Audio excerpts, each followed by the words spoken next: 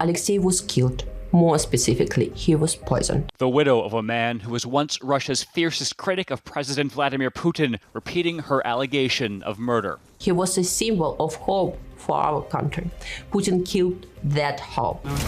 Yulia Navalnaya, seen here kissing her husband Alexei Navalny goodbye when Russian police arrested him for the last time, says 2 independent labs tested his remains, though she did not provide evidence.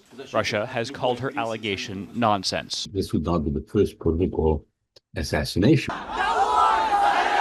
Navalny led mass protests against Putin's tightening grip on power and on democratic freedoms. He was poisoned before by a Soviet nerve toxin, various labs found, brought to Germany for treatment, and then willingly returned. Russia imprisoned him in a Siberian penal colony for fraud and embezzlement, which Navalny denied. He died in February 2024.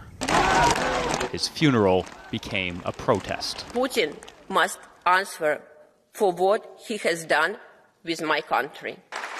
Navalnaya has since become an opposition leader, but an expert says it's hard to know how strong it is. It is very difficult to organize, and the most brutal measures have been taken against the opposition. The University of Toronto's Aurel Brown says Russia's poor economy and nearly 1 million people leaving the country suggests many Russians are unhappy, which is why Russia goes to war, to project strength. What he tries to portray as success externally diverts attention away from the massive domestic failures. Braun says Europe's, and especially Germany's, plan to rearm and help Ukraine could upset Russian stability if Ukraine can last that long. He is very worried that if he doesn't achieve a victory within the next 6 months or a year, the tide may well turn.